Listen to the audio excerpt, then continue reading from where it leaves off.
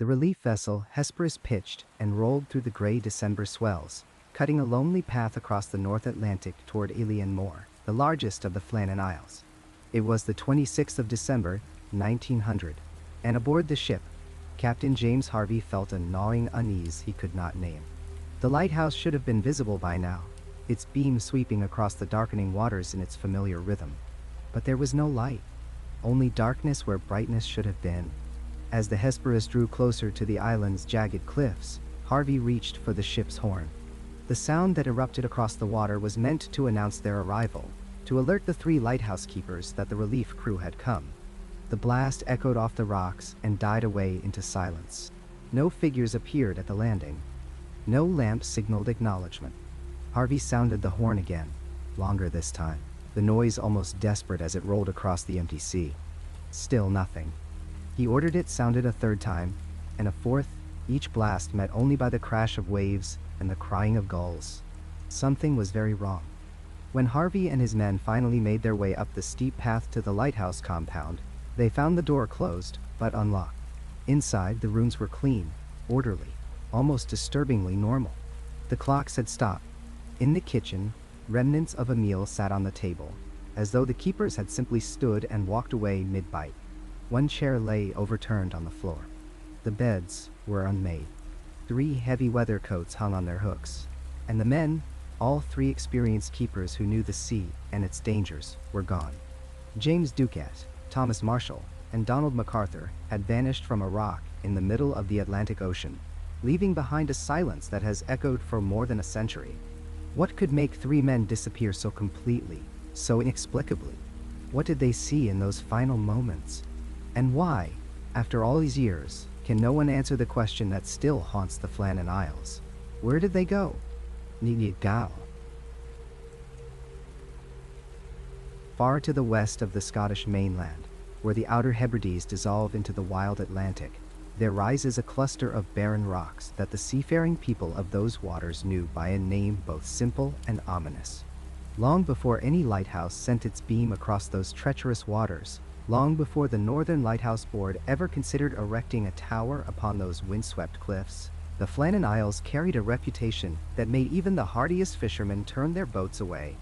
These were islands where the membrane between our world and something altogether other seemed dangerously thin, where the ancient laws that governed ordinary places appeared not to apply, and where human presence had always been temporary, reluctant, and fraught with consequence. The islands themselves are nothing more than jagged remnants of volcanic activity, thrust up from the seabed millions of years ago and scoured by millennia of Atlantic storms. The largest of them, Eilean Mor, rises to nearly 300 feet above sea level, its cliffs dropping sheer into waters that boil white with foam, even on calm days. The others cluster around it like sentinels, smaller outcrops bearing names that hint at their treacherous nature. Eilean Tai, the House Island, and Roran, where the sea makes a constant roaring against the rocks. Together, they form an archipelago of roughly 40 acres, though the exact measurement matters little, for these were lands no one wished to claim. The Celtic peoples, who first navigated these waters, understood the islands as belonging to something beyond human dominion. The old stories, passed down through generations of crofters and fishermen, spoke of the 7 hunters not as mere geographic features, but as living entities, places possessed of their own will and appetite. According to these ancient accounts, the islands had earned their name not from any abundance of game, but from something far more sinister. They were hunters themselves, the legends whispered, waiting in the cold Atlantic waters for whatever unfortunate souls might venture too close to their shores. The association with Saint Flannan, the 7th century Irish monk who brought Christianity to the Outer Hebrides, provided the islands with their formal name, but did little to soften their fearsome reputation. According to ecclesiastical records and local tradition, Flannan himself visited these remote rocks during his missionary journeys, seeking perhaps to claim them for God, to sanctify ground that had long been associated with older, darker powers. He built a small chapel upon Eilean Mor, a simple structure of unmortared stone that stood for over 1,000 years as the only permanent human construction on the islands. Yet even this gesture of Christian authority failed to dispel the unease that clung to the place like the persistent Atlantic mist.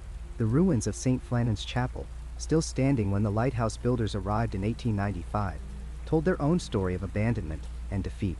The structure had never served as a working church, never housed a resident priest, never echoed with the voices of a congregation. It stood instead as a lonely marker, a territorial claim that nature and whatever else dwelt on those rocks had largely ignored. Local tradition held that shepherds from the nearby inhabited island of Lewis would occasionally venture to the Flannans to graze their hardy sheep on the sparse vegetation that clung to the cliff tops. But these visits were brief, conducted with evident reluctance, and surrounded by strict ritual precaution. The shepherds who dared to use the islands told stories that grew darker with each generation. Some spoke of finding their flocks in impossible locations, gathered at the very edge of cliffs from which no animal in its right mind would fail to flee. Others reported strange lights moving across the rocks at night, luminous forms that bore no resemblance to natural phenomena like phosphorescence or St. Elmo's fire. These lights, witnesses claimed, seemed purposeful in their movements, as though guided by intelligence, and they appeared most frequently around the ruined chapel and along the cliff faces where the sea caves penetrated deep into the island's heart. More troubling still were the accounts of shepherds who vanished. The records are fragmentary, preserved mainly in oral tradition rather than written documentation. But the pattern emerges clearly enough. Men would land on the islands at dawn, planning to check on their sheep and return before nightfall. When they failed to appear, search parties would eventually brave the crossing, only to find no trace of the missing shepherds. No bodies tumbled at the cliff bases, no clothing snagged on rocks, no signs of struggle or accident. The sheep would still be there, grazing peacefully or huddled in sheltered corners, but of the men who tended them, there remained no evidence whatsoever. After several such incidents, the practice of grazing sheep on the Flannans gradually ceased, and the islands were left to their ancient solitude. The fishermen and sailors who navigated the waters around the Hebrides developed an elaborate set of superstitions concerning the seven hunters. Many refused to speak the islands' names aloud, while at sea, referring to them only through euphemisms and gestures. Landing on the islands, even in cases of emergency or storm shelter, was considered extraordinarily unlucky, an invitation to disaster that might follow a man for the rest of his days. Those few who had set foot on the rocks reported overwhelming feelings of being watched, of presence without visible source, and of sounds that seemed to come from beneath the earth itself. Deep groanings and murmurings that bore no relation to the natural voice of wind and wave. Celtic folklore, drawing on traditions far older than Christianity, understood such places through a different lens entirely. The ancient Gaelic worldview recognized certain locations as being threshold spaces, thin places where the boundary separating the mortal realm from the other world grew dangerously permeable. These were not evil locations in any simple sense, but rather places where the normal rules of existence frayed and bent, where time might flow differently, where one might step from one reality into another without intending to, or even realizing what had occurred until it was far too late. The Flannan Isles exhibited all the classic characteristics of such threshold places. They were remote, difficult to access, and dangerous in obvious physical ways that seemed to mirror deeper, less tangible perils. They were associated with disappearances, with inexplicable lights, with a persistent atmosphere of wrongness that defied rational explanation. The very fact that St. Flannan had felt compelled to build a chapel there suggested recognition that these islands required some form of spiritual fortification, some attempt to mark them as belonging to the ordered Christian cosmos rather than the older, wilder powers that had held sway before the missionaries arrived. The waters surrounding the islands contributed to their sinister reputation. The currents there are notoriously treacherous, capable of changing direction with little warning. The seafloor rises abruptly in jagged formations that have torn the hulls from countless vessels over the centuries. In fog or storm, the islands seem to shift position, appearing where charts insist they should not be, or vanishing entirely when sailors expect to spot their familiar silhouette against the horizon. These navigational difficulties, while explainable in terms of optical illusions and dangerous tidal patterns, fed into the broader narrative of the Flannans as a place fundamentally opposed to human presence and human understanding. When the Northern Lighthouse Board began planning for a lighthouse on the Flannan Isles in the early 1890s, they approached the project with the absolute confidence of Victorian engineering and the British Empire at its height. The board's records from this period reveal no meaningful engagement with local warnings or traditional knowledge. The decision makers in Edinburgh, examining their charts and calculating sightlines for the proposed light, saw only a practical problem requiring a practical solution. Ships were wrecking on the rocks around the Hebrides with disturbing frequency. A powerful light on the Flannan Isles would provide crucial navigational guidance for vessels traveling between the mainland and the islands, and onwards to the Americas beyond. Why? The choice of location was, from an engineering standpoint, entirely logical. Eilean Mor provided sufficient elevation for a light that could be seen from tremendous distances. The island was large enough to support not just the lighthouse tower itself, but also the necessary support buildings, the shore station, the landing platforms, and all the infrastructure required for keeping 3 lighthouse keepers supplied and operational in such an isolated location. That every local seaman advised against the project, that the old stories warned of the island's hunger for human life, that the long history of disappearances and supernatural occurrences suggested this was ground best left unclaimed. These considerations never appeared in the official decision-making process. The disconnect between modern rational thinking and traditional knowledge could hardly have been more stark. The Lighthouse Board represented the cutting edge of 19th century technology and scientific understanding. They dealt in measurable quantities: the candle power of lamps, the refractive properties of Fresnel lenses, the tensile strength of stone and iron. The local islanders, by contrast, carried knowledge accumulated over generations of lived experience, observations that might lack scientific vocabulary, but reflected genuine encounters with something the engineers in Edinburgh had never considered and would not have credited if they had. Construction began in 1896 and took 3 years to complete, a testament to the extraordinary difficulties of working on the Flannan Isles. The work crews, imported from the mainland and unfamiliar with the island's reputation, nonetheless found the experience deeply unsettling. They reported tools going missing and reappearing in impossible locations. They spoke of hearing voices calling their names from empty parts of the island. They described sensations of vertigo and disorientation that had nothing to do with the heights they worked at or the physical demands of the labor. The project proceeded despite these difficulties, driven forward by deadlines and contracts, and the assumption that any unease the workers felt was merely the product of isolation and superstition. The lighthouse itself, when completed in December of 1899, stood as a monument to human achievement and human hubris in equal measure. Its light, first kindled on the 7th of December, sent a powerful beam sweeping across the dark Atlantic waters, penetrating fog and storm to warn ships away from the rocks that had claimed so many vessels. For exactly 1 year, the Flannan Isles lighthouse performed its function flawlessly. The keepers maintained their rotation. The light burned steadily through the long northern nights, and the Northern Lighthouse Board congratulated itself on another successful installation. The old warnings, the ancient stories, the local knowledge accumulated over centuries of careful avoidance, all of it had been dismissed as primitive superstition, the fearful imaginings of unscientific minds. The threshold between worlds, if it existed at all, had been thoroughly colonized by gas lamps and lens arrays and the steady rhythms of 3 men keeping watch. What could possibly go wrong? And away. James Ducat stood at the gallery of the Flannan Isles Lighthouse on the 15th of December 1900, a man whose face bore the weathered map of 20 years at sea. At 43 years old, he had spent more than half his life in service to the Northern Lighthouse Board, and his reputation preceded him to every station he commanded. Principal Keeper Ducat was not merely experienced. He was considered one of the finest lighthouse men in all of Scotland, a professional mariner who had seen every variation of Atlantic fury the ocean could conjure. His wife and family in Caithness knew the rhythm of his absences. The 6 weeks away, followed by 2 weeks ashore, a pattern that had sustained their household for years. When Ducat wrote letters home, which he did with meticulous regularity, his words carried the calm authority of a man who understood his craft completely.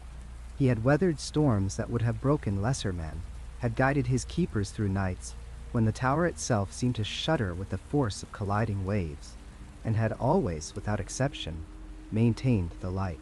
His logbooks were models of precision, entries made in a steady hand that documented wind speeds, weather changes, and the thousand small details that comprised a keeper's duty. Other lighthouse men studied Ducat's logs to improve their own record-keeping. The Northern Lighthouse Board trusted him with the most challenging stations, knowing he would bring order and reliability to even the most isolated rock. This was not a man given to panic or poor judgment. This was not someone who made mistakes or underestimated the sea. Whatever happened on Eilean Mor, whatever silence swallowed James Ducat whole, it found him at the peak of his profession, confident in his abilities, master of his domain.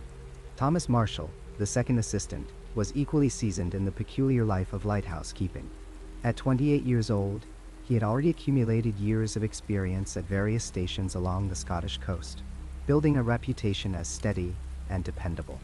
Marshall came from a family of mariners, men who understood that the sea demanded respect and constant vigilance. His father had been a fisherman, his grandfather before him, and Thomas had grown up with salt water in his blood and storm clouds as familiar as sunshine. He knew the Atlantic in all its moods, could read the sky for coming weather changes, and possessed that particular sixth sense that veteran seamen develop, an intuition about wind and wave that cannot be taught from books. Marshall had married just 3 years before his posting to Flannan, and his young wife waited for him in Stornoway, where he returned during his shore leave. She kept his letters tied with ribbon in a wooden box, reading them again when the loneliness of waiting grew too heavy. Thomas wrote about the birds that circled the tower, the spectacular sunsets visible from the gallery, the camaraderie shared over meals with his fellow keepers.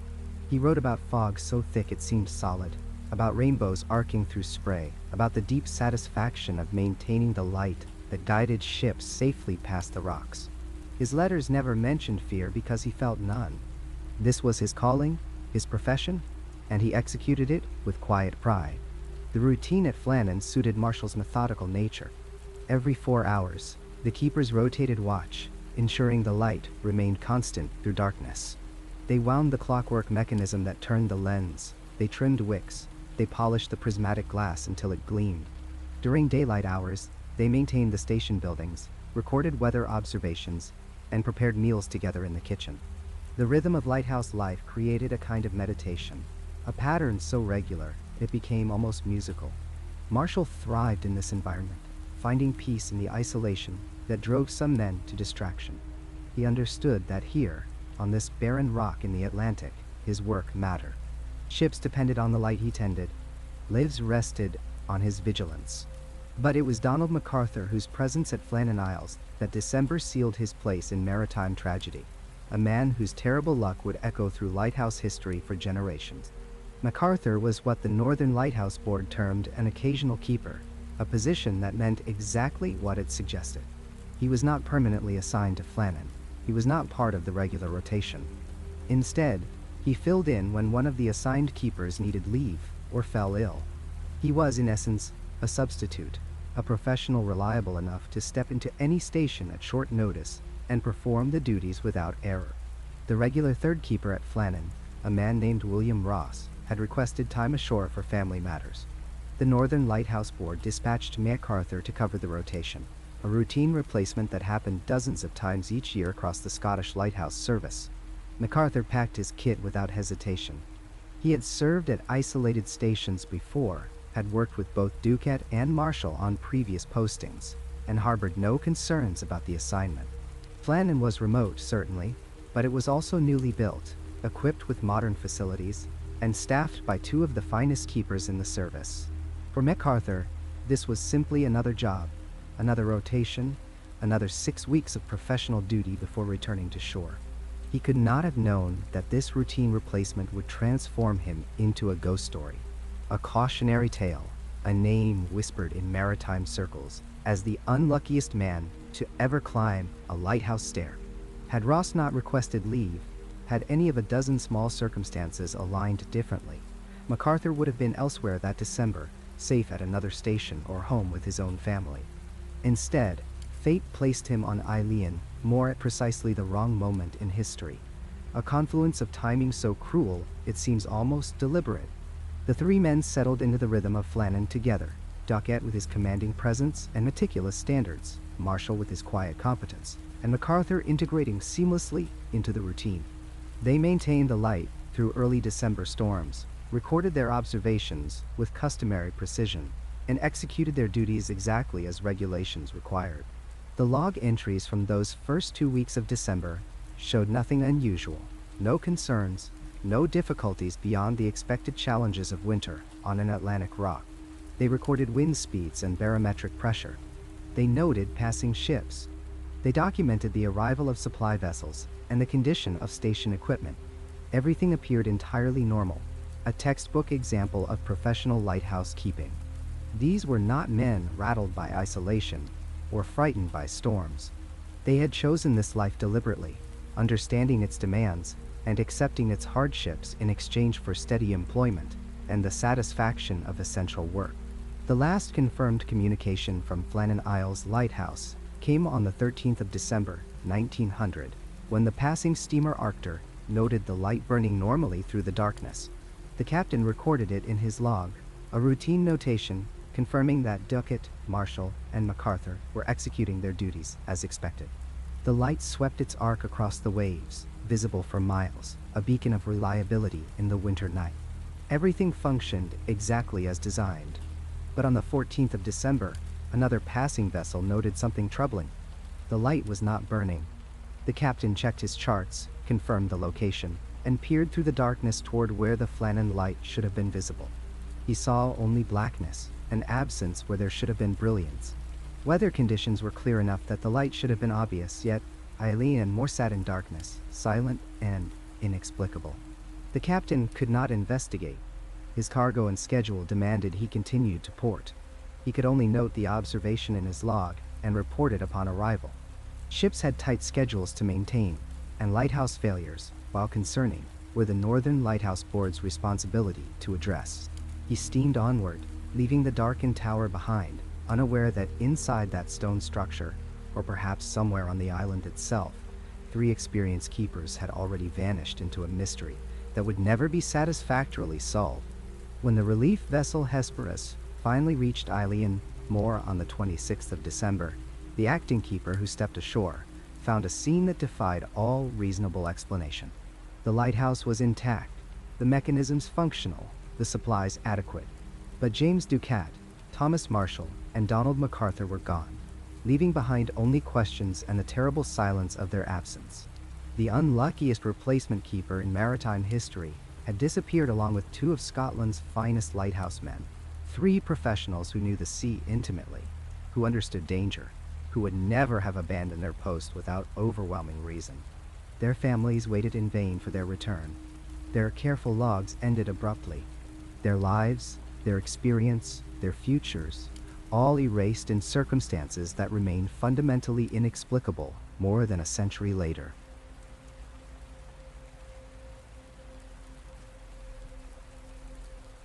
The lighthouse keeper's log sat open on the desk aboard the Hesperus, its pages worn and salt-stained, holding within its ruled lines what might be the last words of 3 men who had vanished without a trace.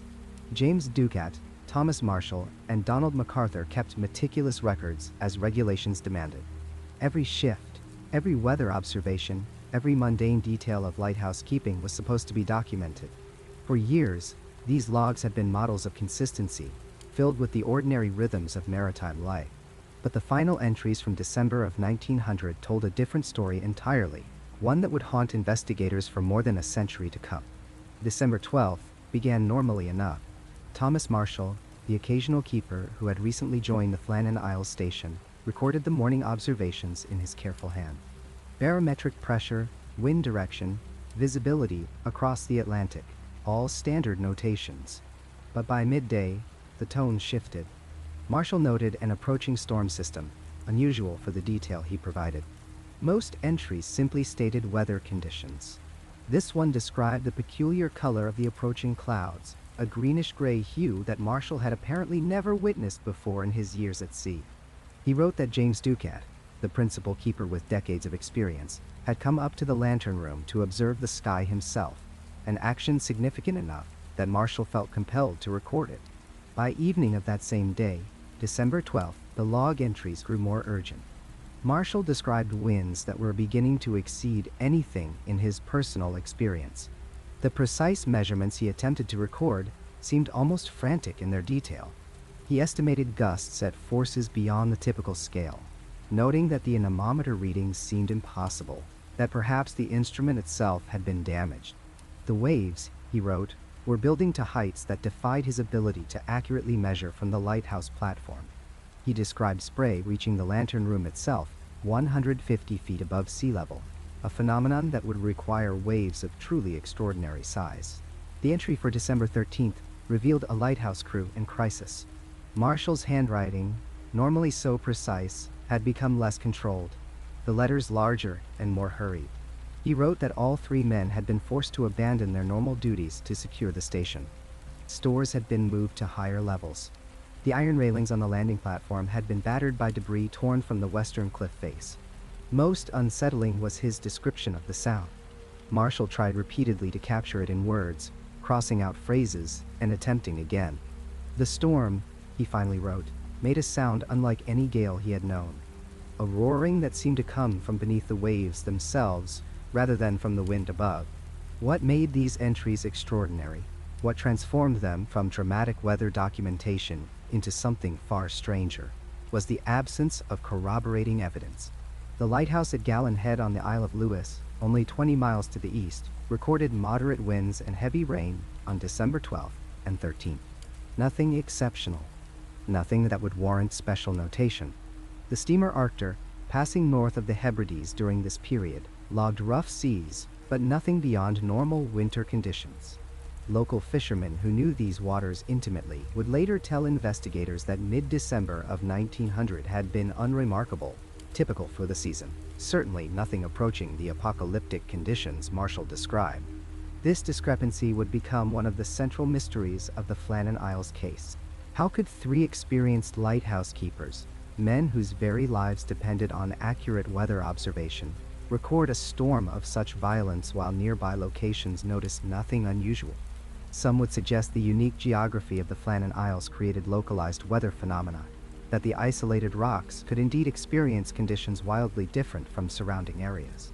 Oceanographers would point to the complex currents around the islands, the way Atlantic swells could converge and amplify. But even these explanations struggled to account for the magnitude of difference Marshall described. The entry for December 14th was briefer, but perhaps more disturbing for what it revealed about the psychological state of the keepers. Marshall wrote that the storm continued unabated, that Donald McArthur, the second assistant keeper known for his steady nerves and quiet competence, had been praying. McArthur was not known as a particularly religious man. His personnel file described him as practical, methodical, not given to displays of emotion. Yet Marshall recorded that McArthur had spent much of the day in prayer, and that James Ducat, the eldest and most experienced of the 3, had joined him. Marshall himself confessed in the log to a feeling he described as a terrible sense of foreboding. This phrase, so unlike the clinical language of official records, suggested something beyond ordinary storm anxiety. Lighthouse keepers lived with storms. They were selected precisely for their ability to remain calm during extreme weather, to maintain the light and the routine no matter what the Atlantic threw at their isolated stations. Yet here was Marshall, admitting to a dread that seemed to transcend the physical danger of wind and waves. The final official entry came at 9 o'clock in the morning on December 15th. The handwriting had returned to something approaching Marshall's normal, precise style. The message was brief, almost eerily calm after the terror of the previous days. Storm ended, sea calm. God is over all. 11 words that would be analyzed, debated, and interpreted for decades to come. The phrasing was formal, almost biblical. God is over all was not typical lighthouse log language. It sounded like a benediction, a final affirmation of faith, or perhaps resignation. And then, nothing. 11 days of absolute silence. The log sat open to that page, the pen nearby, as if Marshall had simply stood up from the desk and walked away, intending to return in a moment to add more observations. But no further entries appeared. December 16th, 17th, 18th, day after day, the ruled pages remained blank. The log that had been so meticulously maintained, that showed entries every few hours for years, simply stopped. When Robert Muirhead, the superintendent of lighthouses, examined the log aboard the Hesperus on Boxing Day, he immediately recognized the strangeness of these final entries. Muirhead knew lighthouse logs. He had reviewed thousands of them over his career. This was wrong. The progression from routine observations to apocalyptic storm descriptions, the emotional language, the final cryptic message, and then the unexplained silence. None of it fit the pattern of normal lighthouse operations. But was the log authentic? This question would plague investigators almost from the beginning. The handwriting appeared to be Marshall's throughout, consistent with his entries from previous weeks and months. Yet some details seemed off. The ink appeared uniform despite entries allegedly made over several days of crisis. Wouldn't a storm violent enough to send spray 150 feet up the lighthouse have made conditions in the lantern room difficult for writing? Wouldn't there be water stains, smudges, evidence of the chaos Marshall described? Some investigators suggested that the final entries might have been written all at once, either by Marshall in a disturbed state of mind, or possibly by someone else attempting to create a narrative. The possibility that the log had been fabricated, perhaps by one of the keepers in the grip of some psychological break, or even by someone after the disappearance, could not be entirely dismissed. Handwriting analysis in 1900 was rudimentary at best. Without the men themselves to question, determining the authenticity of their final written words proved nearly impossible. The Northern Lighthouse Board faced an uncomfortable reality. If the log entries were genuine, then 3 experienced men had endured a storm that apparently existed nowhere else, a localized tempest that defied meteorological explanation. If the entries were fabricated, then the implications were perhaps even more disturbing. What would drive a lighthouse keeper to invent such detailed descriptions of a phantom storm? And what had actually happened during those final days, if not the weather crisis Marshall described? The 11 days of silence took on different meanings depending on which interpretation one accepted. If the storm was real, had something happened on December 15th, immediately after the final entry? Had the men been swept away by a rogue wave while attempting repairs to storm damage? But the landing platforms were intact, the ropes and equipment properly secured. If the storm was invented, had those 11 days been when the actual crisis unfolded, whatever it might have been? Were the keepers already gone by December 15th, the log entry itself a final act before some unknown fate? Local islanders who heard about the log entries spoke of other storms that existed in isolation, weather that touched certain cursed locations while leaving others untouched. They recalled tales of ships that reported calm seas while vessels just miles away battled hurricane. The Flannan Isles, they reminded anyone who would listen, had always been wrong. The old ones knew to stay away. Perhaps the islands created their own weather, their own reality, separate from the natural world that surrounded them. Meteorologists attempted rational explanations. They discussed microbursts, localized downdrafts, the possibility of atmospheric conditions, creating isolated pockets of extreme weather. Some suggested that Marshall had simply been mistaken in his observations, that fear and isolation had amplified normal storm conditions into something far more dramatic in his mind. But this explanation required believing that James Ducat, with his decades of experience, had also been mistaken, that all 3 men had somehow lost their ability to accurately assess weather conditions. The log remained open on that desk, its pages holding those deteriorating entries, each day's writing revealing more stress, more fear, more of something creeping into the ordered world of lighthouse keeping. Thomas Marshall's careful words slowly transforming into something desperate, trying to capture an experience that seemed beyond his vocabulary to express. And then that final calm assertion, "God is over all," followed by silence, so complete it seemed to swallow those 11 days whole, leaving nothing but questions, and the growing certainty that whatever happened on Flannan Isle, the lighthouse log held only part of the truth, if it held any truth at all. The boat bumped against the landing stage at Eilean Mor on the afternoon of December 26, 1900. Joseph Moore stood at the bow, his hands gripping the rail tighter than necessary. Something was wrong. He had known it before they even reached the island, in that peculiar way that men who work in isolated places come to sense disturbance in the natural order of things. But now, staring up at the silent lighthouse that should have been bustling with preparation for his arrival, that sense of wrongness had crystallized into something close to dread. The wind howled across the bare rock, the same Atlantic gales that had battered these islands since time immemorial. But there was no welcoming shout from above, no figure waving from the gallery that circled the light. The lighthouse stood like a white finger pointing at the gray sky, utterly still, utterly silent. Mor called out as he made his way up the path. His voice was snatched away by the wind and carried off toward the cliffs. He called again, louder this time, his throat already raw from the cold. The only response was the cry of gulls and the crash of waves against rock far below. Behind him, the crew of the relief vessel hesitated at the landing. They had seen the unlit beacon too. They had witnessed the lack of any signal during the approach. But it was Mor who would have to climb those stone steps to the lighthouse entrance. Mor who would have to push open that door. Mor who would have to discover what 3 days of silence meant. His boots struck the steps with dull thuds that he could barely hear over the wind. The wooden door at the entrance to the lighthouse complex was closed but not locked. This in itself meant nothing. The door was often closed to keep out the worst of the weather. But the keepers should have heard the relief boat's horn during the approach. They should have been watching. In all his years as a lightkeeper, Mor had never arrived at a station to find it so utterly devoid of welcome, so thoroughly absent of human presence. He pushed the door open. The hinges made a sound that seemed too loud in the sudden reduction of wind noise. The entrance room was neat, orderly, exactly as it should be. Mor stepped inside, his breathing loud in his own ears now that the wind had diminished to a low moan outside. He called out again. The names of the 3 men echoed in the confined space. James Ducat, the principal keeper. Thomas Marshall, the second assistant. Donald McArthur, the occasional keeper who had been covering for William Ross. 3 experienced men. 3 professionals who knew these waters, these rocks, these brutal winter storms better than they knew the faces of their own families. No answer came. Mor moved deeper into the living quarters, and it was here that the wrongness began to take on specific, tangible form.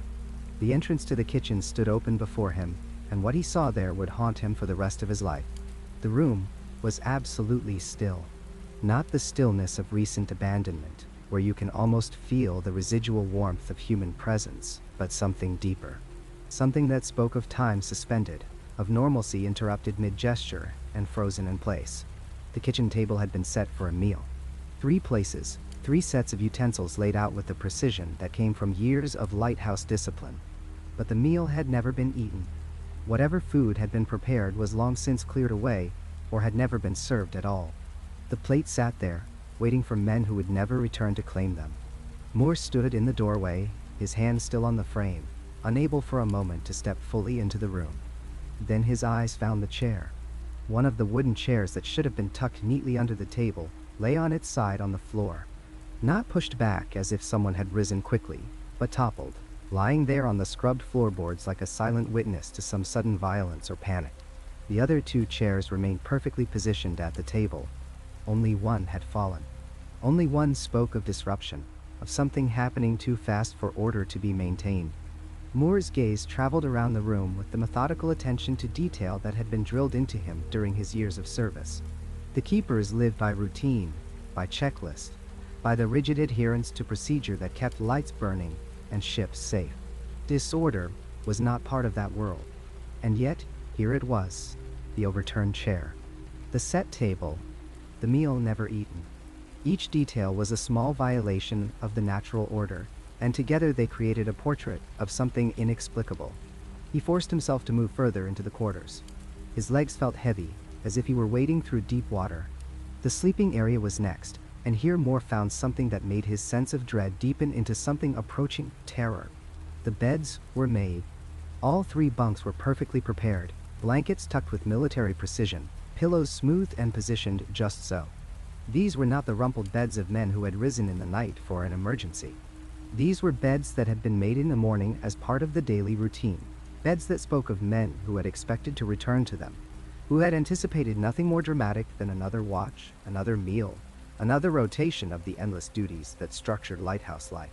The lamps, too, told their silent story. Mor examined them with the practiced eye of a man who had trimmed countless wicks and measured countless measures of oil. They were ready, perfectly trimmed, cleaned, prepared for the night's lighting. The keepers had completed this essential task, this daily ritual that stood between the ships at sea and disaster on the rocks. They had done their duty. And then something had called them away.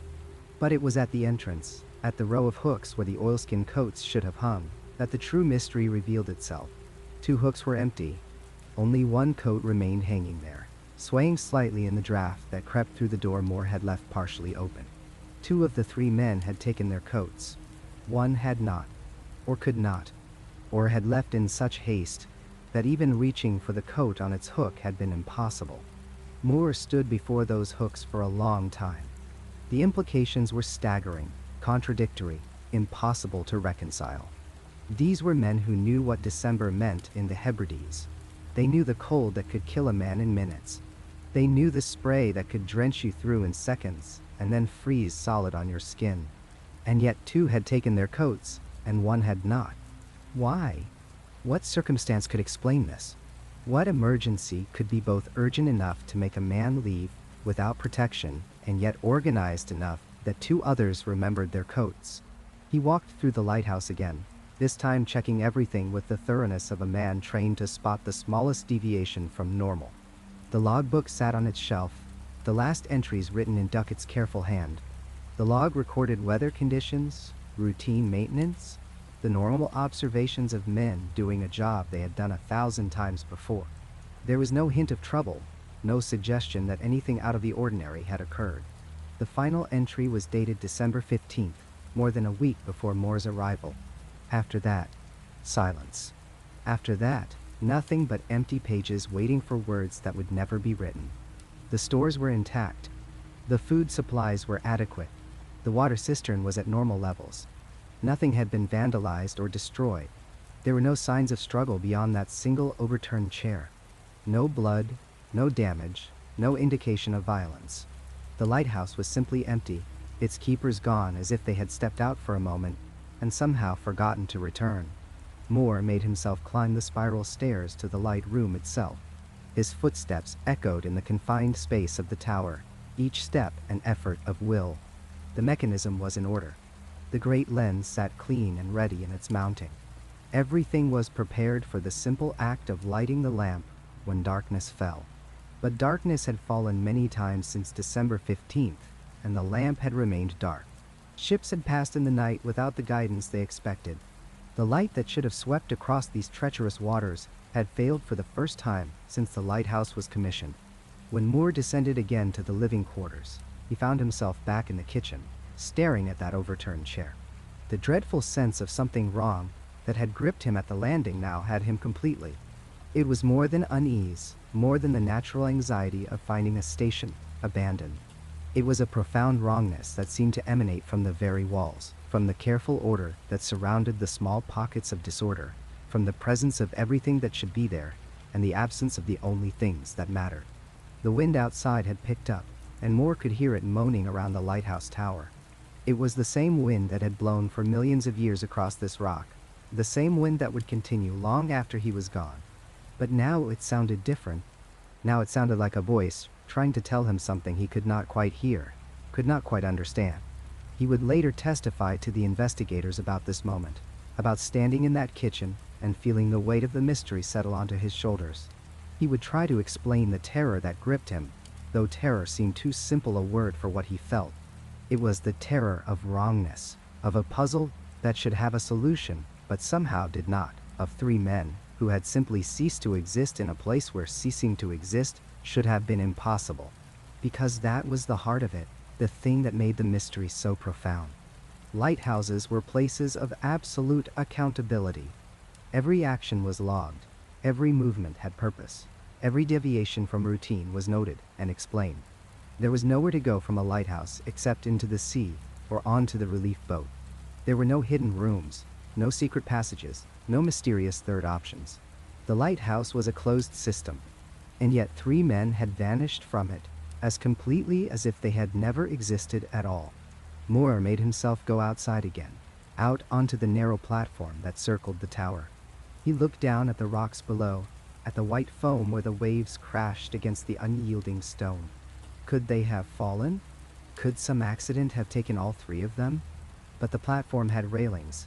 The paths were familiar. And why would all 3 have been outside together? Why would they have left the meal preparations, the tidy kitchen, the trimmed lamps? Why would one have left without his coat? The questions multiplied with each passing moment, and with them came the growing certainty that whatever had happened here was beyond his ability to understand. Mor was a practical man, trained in the practical business of keeping lights burning and following procedures. But there was no procedure for this. No checklist could account for 3 men vanishing into air, leaving behind only the small, terrible details of their interrupted lives. When he finally returned to the boat to report what he had found, his face was pale and his hands were shaking. The crew would later report that Mor seemed like a man who had seen something that fundamentally challenged his understanding of the world. And perhaps he had. Not a ghost or a monster or anything so simple as that, but something worse. He had seen the evidence of an impossibility, proof that the ordered world of routine and reason could be interrupted by something that followed no rules he understood. The lighthouse on Eilean Mor stood silent behind him as the boat pulled away, its unlit tower reaching toward the darkening sky. Inside, the set table waited. The overturned chair lay on the floor. The 2 empty hooks marked the absence of coats that were themselves absent, taken by men who were no longer there to wear them. Everything was in perfect order, except for the 3 lives that should have animated it, the 3 beating hearts that should have given all that careful preparation meaning and purpose. They were gone. And in their place was only silence, and the wind, and the terrible weight of questions that would never be answered. The investigative team arrived at Eilean Mor with notebooks and measuring equipment, their mission clear but their expectations wholly unprepared for what awaited them. They had come seeking answers to a disappearance, evidence of where 3 men might have gone. What they discovered instead was a scene of devastation so profound, so physically impossible, that it would transform the mystery from a simple case of missing persons into something that defied the known laws of nature itself. The western landing of the lighthouse island became the focal point of their investigation almost immediately. This was not the main docking area where supply ships typically moored, but rather a secondary access point that faced the full brutal exposure of the Atlantic Ocean. Under normal circumstances, it served as a backup when weather made the eastern approach untenable. The keepers knew this landing well, had used it countless times in rotating shifts over the years. It was sturdy, built to withstand the harshest conditions the Scottish coast could deliver. Or so everyone had believed until the afternoon the investigators made their way along the western cliff path and saw what remained. The first thing that struck them was the cargo box. This was not some flimsy container but a massive reinforced storage unit, secured with iron bolts driven deep into the solid rock of the landing platform. The box itself had been designed to hold essential supplies, equipment that needed to be kept near the western access point for emergency use. It sat more than 100 feet above the normal sea level, positioned at an elevation that seemed utterly safe from even the most violent wave action. The builders had placed it there with confidence, understanding that water reaching such a height would require a wave of truly apocalyptic proportions. That box was gone. Not simply damaged or shifted, but completely destroyed. The investigators found pieces of it scattered across the rocks like matchsticks. Heavy wooden planks, splintered and broken. The iron reinforcements that had held it in place ripped from their moorings with such force that the bolts themselves had been sheared clean through. The metal showed stress fractures consistent with tremendous, sudden violence. Whatever had struck this landing had done so with power that beggared belief. The iron railings told an even more disturbing story. These were not decorative fixtures but functional safety barriers. Thick iron posts set in concrete foundations and connected by rails meant to prevent men from falling during rough weather operations. The investigators found them twisted like soft wire, bent backward at angles that seemed to defy the material properties of iron itself. Some sections had been torn completely free and hurled across the landing platform. Others remained partially attached, warped into grotesque shapes that looked almost organic in their distortion, as if some giant hand had casually reshaped them while gripping the metal in its fist. Ropes lay scattered everywhere across the western rocks, heavy maritime cord designed for securing boats and equipment. These were not neatly coiled or even tangled in the way wind might scatter loose lines. Instead, they appeared to have been violently distributed across a wide area.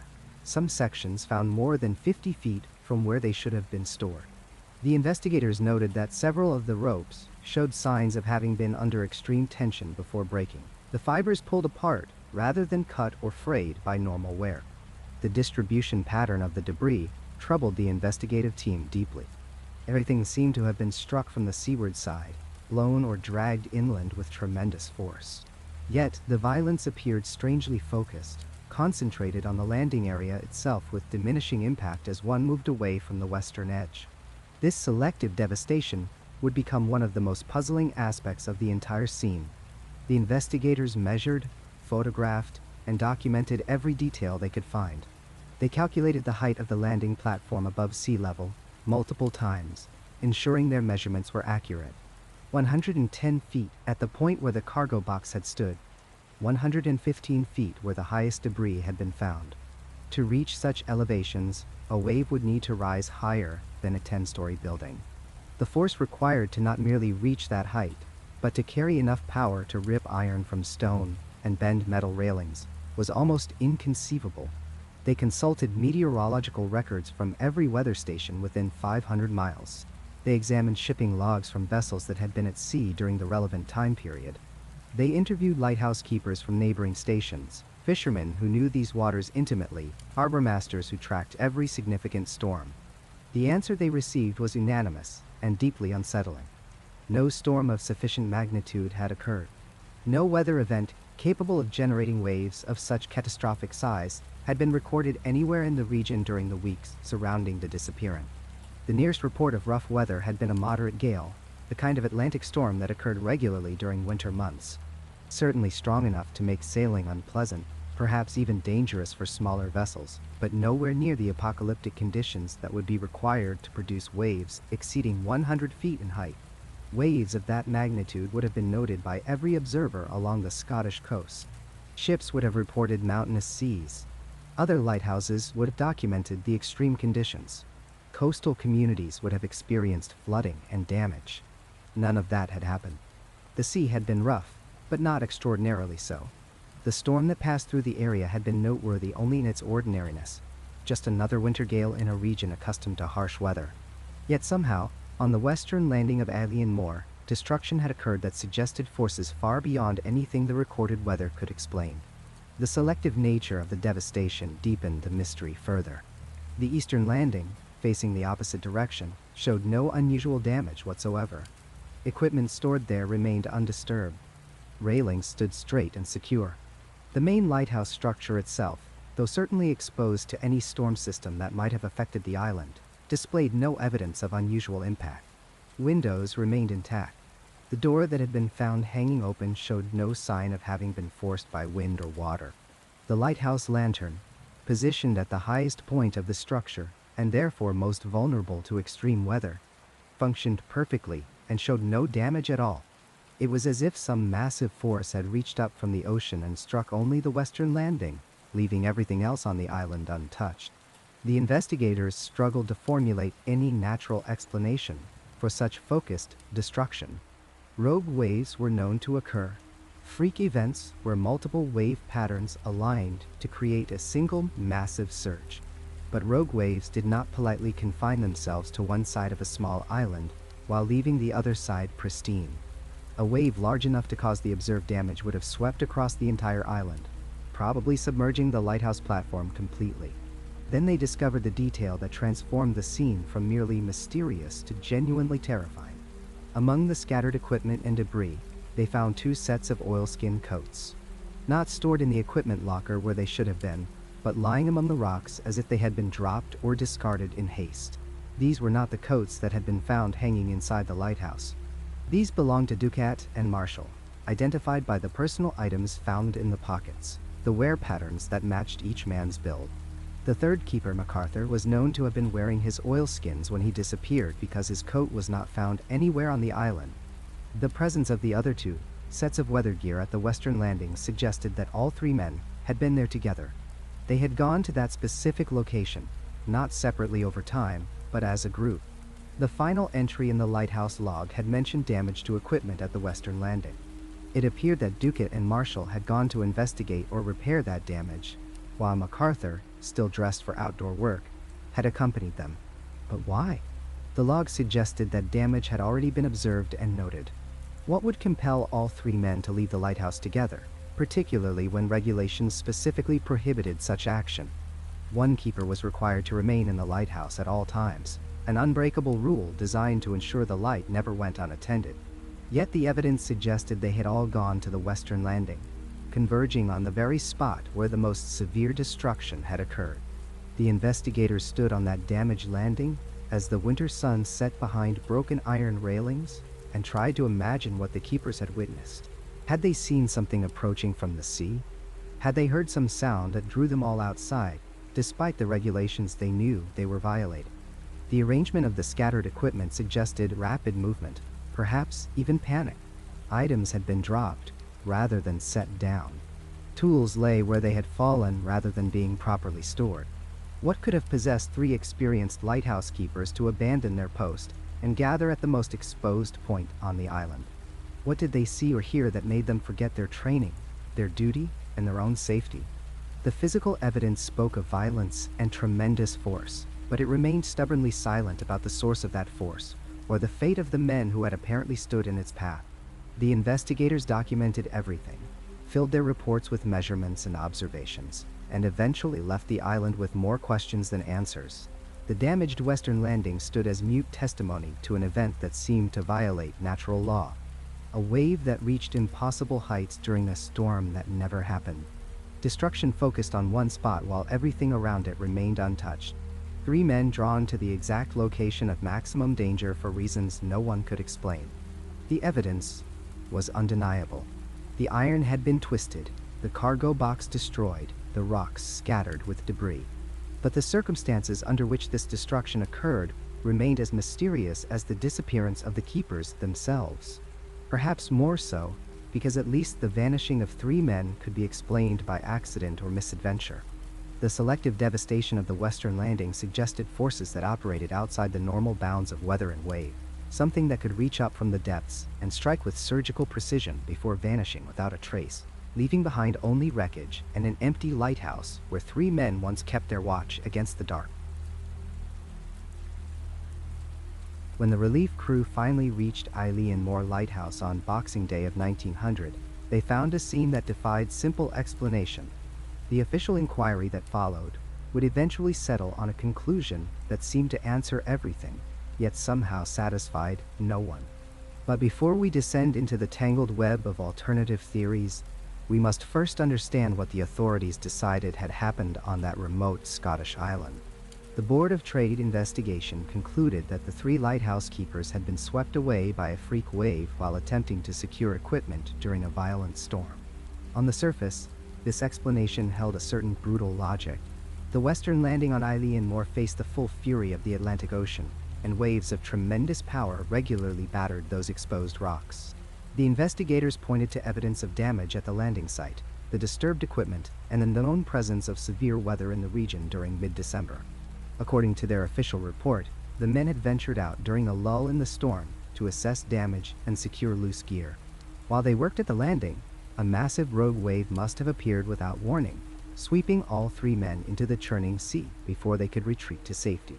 It was tragic, the report suggested, but ultimately explicable. The ocean was unforgiving, and even experienced men could make fatal errors of judgment when faced with its power. The theory seemed complete. The investigation closed. The families grieved. New keepers eventually took up residence in the lighthouse, and the shipping lanes relied once more on its steady beam. But even as the official file was sealed away, troubling questions lingered like morning fog that refuses to burn away under scrutiny. The problem began with the coats. According to the evidence presented at the inquiry, two of the three men had left their waterproof gear hanging in the lighthouse. Thomas Marshall and James Ducat had both abandoned their oilskins, the heavy weather-resistant coats that were as essential to a lighthouse keeper as boots to a soldier. No experienced keeper would venture near the landings in stormy weather without this protection. These men had spent years on remote stations, had weathered countless Atlantic gales, had learned through hard experience that the sea punished carelessness without mercy. The idea that two of them would step outside during a violent storm without their weather gear contradicted everything known about lighthouse keeper protocol and basic survival instinct. Then there was the matter of the weather itself. While the official inquiry referenced severe storms in the region, evidence from nearby islands painted a more complex picture. The inhabitants of Lewis, the closest major landmass, reported that while December of 1900 had indeed seen fierce weather, the specific days surrounding the 15th showed periods of relative calmity. Several fishing crews had been out during that window, something they would never risk during a true Atlantic tempest. The lighthouse log itself, kept meticulously until its final entry, mentioned stormy conditions, but nothing suggesting the apocalyptic waves that would be necessary to overwhelm 3 grown men so completely that not a single body, not one piece of clothing, not even a boot washed ashore. The timing presented yet another inconsistency. The last entry in the log was dated the 15th of December, yet the state of the lighthouse suggested the men had been maintaining their duties properly until their disappearance. The lamps were filled and trimmed, the living quarters tidy, the equipment in good order, except at the western landing. If they had been taken by a wave on the 15th, who had maintained the light afterward? Passing ships had reported seeing the Flannan light operating normally on some nights following the 15th. Had the men actually vanished later, after the log entry stopped? And if so, why had they ceased recording their observations days before the tragedy? These contradictions forced investigators, both official and amateur, to look beyond the simple freak wave explanation. What emerged was a catalog of theories ranging from the mundane to the deeply unsettling, each attempting to reconcile the physical evidence with some coherent narrative of what had actually occurred on Eilean Mor. The murder-suicide theory gained early traction, despite its dark implications. According to this hypothesis, one of the keepers had experienced a psychological break and killed his companions before taking his own life. Proponents pointed to the psychological strain of lighthouse duty, particularly in winter, when storms could trap men in close quarters for weeks at a time. The isolation, the monotonous routine, the endless howling wind, all of it could prey on vulnerable minds. Perhaps an argument had escalated. Perhaps paranoia had taken root in the darkness. Perhaps one man had simply snapped under the crushing weight of solitude and done something terrible. Yet this theory crumbled under examination. All 3 men were experienced keepers with sterling records. James Ducat had served for years without incident and was known as steady and reliable. Thomas Marshall was described by all who knew him as even-tempered and professional. Donald McArthur, the 3rd keeper, was the oldest and most experienced of the group, a veteran of remote stations who had weathered isolation many times before.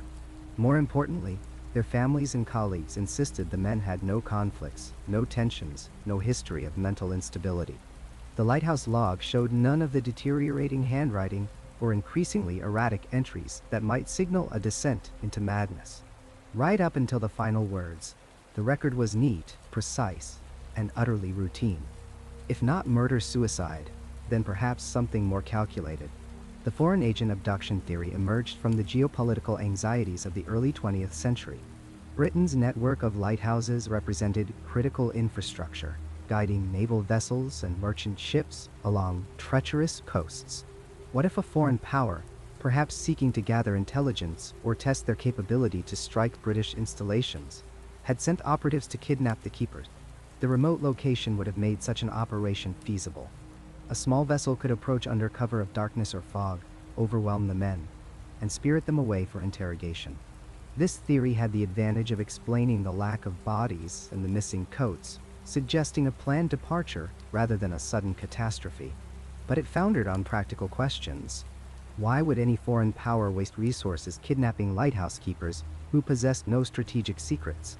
How would such a vessel approach the treacherous landings of Eilean Mor undetected? And why was there no evidence of struggle, no signs of forced entry, no indication that the lighthouse had been searched or ransacked? The foreign agent theory required an elaborate conspiracy to explain what might have simpler causes, and it ultimately raised more questions than it answered. As rational explanations failed to satisfy, darker possibilities crept into the discussion. The mass psychological breakdown theory suggested that all 3 men had simultaneously succumbed to some form of shared delusion or panic. Perhaps they had seen something in the storm, some optical illusion or natural phenomenon that their stressed minds interpreted as supernatural threat. In their terror, they might have fled the lighthouse together, rushing out into the night and accidentally falling to their deaths in the chaos. This theory of folie à trois, a shared psychosis, had medical precedent. Isolated groups had been known to develop collective delusions, particularly under conditions of stress and confinement. But once again, the evidence resisted this interpretation. The lighthouse showed no signs of panicked flight. The door was closed but not locked. The beds were made. The kitchen was tidy. If the men had experienced sudden terror so overwhelming that it drove them to abandon their post and rush toward death, surely there would be some physical trace of that chaos, some overturned furniture or scattered belonging. Instead, the scene suggested an orderly departure, as if the men had simply stepped out for a routine task and never returned. Then there were the theories that ventured beyond the realm of human agency entirely. Some whispered about a giant sea creature, a survivor from the depths that had crawled onto the rocks and taken the men. The waters around the Flannan Isles were known to shelter unusual deep-sea life, and fishermen occasionally reported sightings they couldn't easily explain. Could some massive cephalopod or unknown species have emerged during the storm, attracted by the light or the sounds of the men working? The complete disappearance of the bodies, leaving no trace, seemed to argue for something that had consumed or carried away its victims entirely.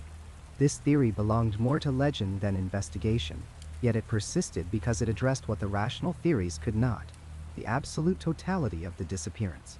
The sea creature hypothesis was dismissed by serious investigators, but it lived on in local folklore, a story that satisfied something deep in the human need for narrative closure, even if that closure took monstrous form. More intriguing were the reports of the phantom ship. Multiple witnesses from nearby islands claimed to have seen an unknown vessel near the Flannan Isles in the days surrounding the disappearance.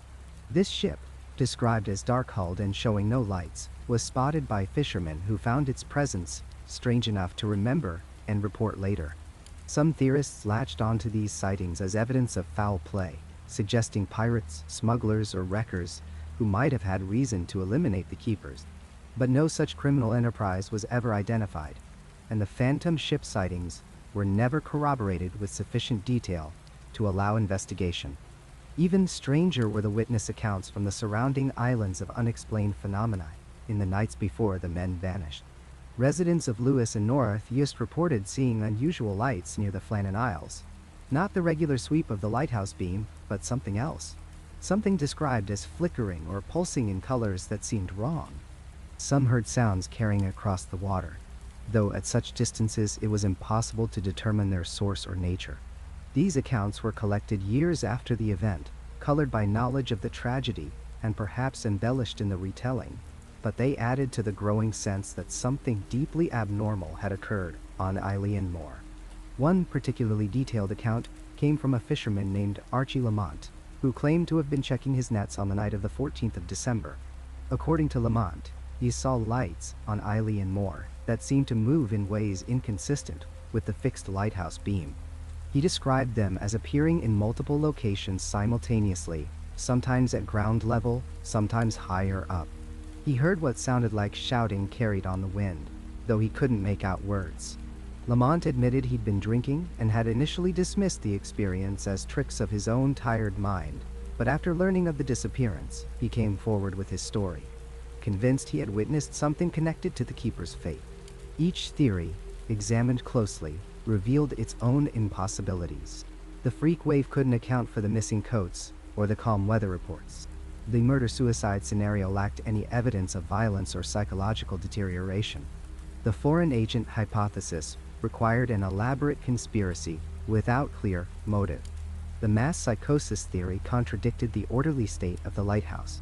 The sea creature belonged to folklore rather than serious investigation. The phantom ship remained unidentified and possibly imaginary. The strange lights and sounds were second-hand accounts filtered through fear and time. What made the Flannan Isles mystery so enduring was precisely this cascade of failed explanation. Each theory illuminated certain facts while leaving others in deeper shadow. Each attempted to impose rational order on events that seemed to resist rationality itself. The evidence pointed in multiple directions simultaneously, as if reality had fractured at that remote lighthouse, leaving behind only fragments that could never quite be reassembled into a complete picture. The authorities settled on their freak wave conclusion because they needed to close the file, to provide families with answers and the public with reassurance that the world operated according to understandable rules. But those who studied the case more carefully understood that the official explanation was less a solution than a surrender, an acknowledgement that sometimes the sea takes men and keeps its secret. The questions remain, suspended in time like the lighthouse beam that still sweeps across those dark waters. After more than a century of investigation, speculation, and theory, the Flannan Isles mystery endures not because we lack answers, but because the answers we seek may simply not exist in any form we can comprehend. Why did the clocks stop? This single detail haunts every reconstruction of events. Clocks don't simply cease without cause, yet there they stood, frozen at different times, as if something fundamental about the passage of time itself had fractured inside that lighthouse. No mechanism of wind or wave explains it. No human action accounts for it. The stopped clocks suggest a moment of interruption so profound that even the machinery of measurement could not survive it. What happened during those 11 silent days between the final log entry and the discovery? 11 days of absolute silence from a station that maintained meticulous records. 11 days when 3 experienced men left no trace, no message, no clue. The lighthouse beam continued its eternal rotation, casting light across empty waters, witnessed by no one. Whatever occurred in that span exists in a void beyond documentation, beyond testimony, beyond recovery. How could damage appear 100 feet above sea level when no storm was reported by any nearby station? The evidence of violence at impossible heights defies meteorological explanation. The force required to impact structures so far above the waterline suggests atmospheric conditions that simply did not exist in any recorded form. Either the sea reached where it should not, or something else entirely left its mark on that iron railing and stone platform. And the most troubling question of all, why would 3 seasoned lighthouse keepers, men who knew the cardinal rule of their profession, abandon their post together? One must always remain inside. Always. This principle was not mere suggestion, but survival doctrine, drilled into every keeper from their first day of service. Yet all 3 oilskins were gone. All 3 men had left. The desperation or compulsion required to override such fundamental training speaks to circumstances beyond ordinary emergency. The automation came in 1971, 71 years after the disappearance. The last human keepers who served on Flannan reported something the official records barely acknowledge. They felt watched. They experienced overwhelming urges to leave, to walk out into the wind and water, to join whatever waited in the spaces between the waves. These were not fanciful men given to superstition, but professionals who lasted only as long as duty demanded before requesting transfers to any other station. The lighthouse beam still sweeps across those empty waters tonight, as it has every night since automation. The machinery requires no human hand now, no keeper to wind the mechanisms or trim the wicks. The light continues its vigil over secrets the Atlantic has never surrendered, and perhaps never will. 3 men walked into the unknown on that December day in 1900, and the ocean closed behind them like a door sealing shut. Sometimes the greatest horror is not what we discover in our investigations, not the evidence we uncover, or the theories we construct, but what remains forever beyond our understanding. 3 men who simply vanished, leaving behind only questions that multiply with each attempt at answers. The mystery endures because perhaps some thresholds, once crossed, leave no path back to explanation. The sea keeps its secrets, and the Flannan Isles lighthouse keeps its watch, and we are left with only the eternal, unanswerable why.